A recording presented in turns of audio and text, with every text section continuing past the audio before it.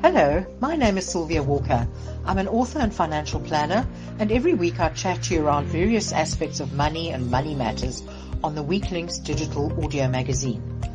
Please feel free to connect with me if you want to, or if you want to share your information or your tips with me. My website is www.sylviawalker.co.za, or you can reach me on Instagram, Facebook, and you can always pop me an email at sylvia@sylviawalker.co.za.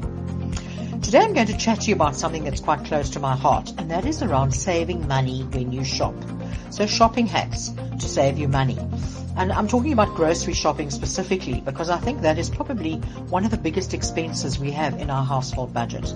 And you may feel pretty much out of control when it comes to this one. I don't know about you, but often it just feels like every time you go to the shops, things are just more and more expensive. You know, it's one thing hearing that, inflation is only at 2% or 3%, but that doesn't help you if your grocery bill seems to mount every time that you go shopping. So here are some things that I practice in my life and some tips that I've picked up along the way, and I want to share them with you. So the first thing is plan your shopping before you go. I think the worst thing is to try and rush to the shops and to shop on memory. You know, you walk in and you think, okay, I need rice, I need sugar, I need this, I need that. And as you run through that store, there's 101 other things that actually just jump into your shopping basket or into your trolley. And I'll speak a bit more about a trolley or a basket a bit later. But the very first thing is to actually have a shopping list. It's a bit of a no-brainer, but also just check your pantry before you draw up that shopping list.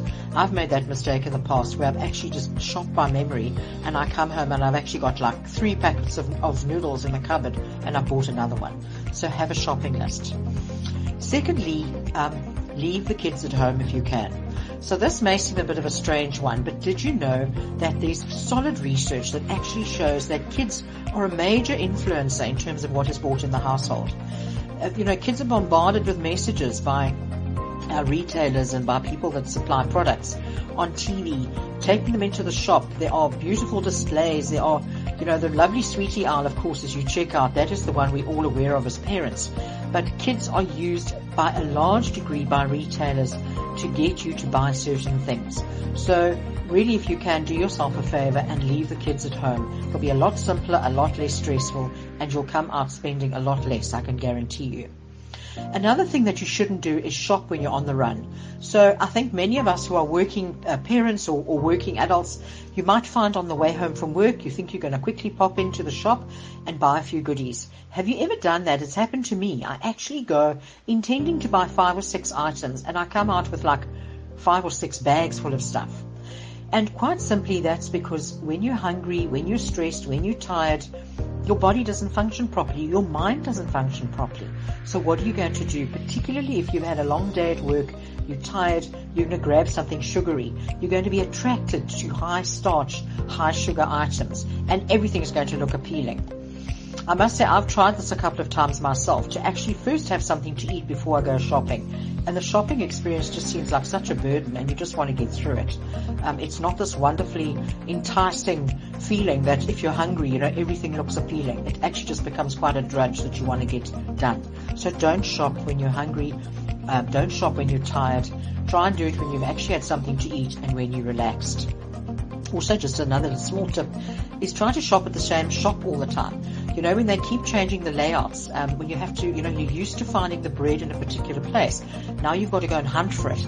Of course, why they do that. They do that because as you're hunting for that loaf of bread or that liter of milk, you're actually going to be going past a lot of other things that will be enticing and that you will pop into your trolley. And again, research has proven that people spend a lot more in supermarkets than what they intended when they walked through the front door. There's a whole science and a whole industry behind it. But if you're aware of it, you can perhaps avoid it to a certain extent. Now, one of the biggest things for me, or the biggest eye-openers ever that I encountered, was to do with the store layouts. Have you ever noticed when you walk to the shop that the trolleys are on the outside? Okay, the trolleys, they don't put the baskets on the outside, they put the trolleys on the outside of the door normally, or as you walk in, and the baskets are a little bit further in. There's a very simple reason for that. if you take a trolley, you're going to buy more food. You're going to fill it. A basket is heavy to carry, or even a basket that you push on one of those little trolleys. But the bigger the trolley, the more you're going to put in. And that's a very, very clever thing that retailers do. So as you're walking in with your shopping list, or in your mind, you're going to buy just a handful of items, you're just going to grab a basket. Let's take a trolley, it's easier. And I can guarantee you're going to fill that trolley, or you're going to come out with a lot more than what you intended to. As you also walk into the store, there's a huge amount of psychology behind store layouts. As you walk in, you're going to invariably encounter the fresh flowers, fresh vegetables. All of that is one of the first things that you're going to see. Why is that? It's because it's got a nice smell, it looks nice, it looks clean, it looks lovely. It's going to encourage you, because people who feel happy and comfortable in a shop, they think the shop is clean and enticing, they're going to buy more. You're also going to find the bakery very close at hand as you walk in, and who can resist the lovely smells that come from a bakery? And of course, the very clever thing too is they're going to put everything that's essential right at the back of the store. You're not going to find the milk and the bread and the sugar and the tea and the coffee right in the front. You're going to have to go and hunt for it. You've got to walk through those aisles, and you're going to have to face that temptation of popping things into your trolley.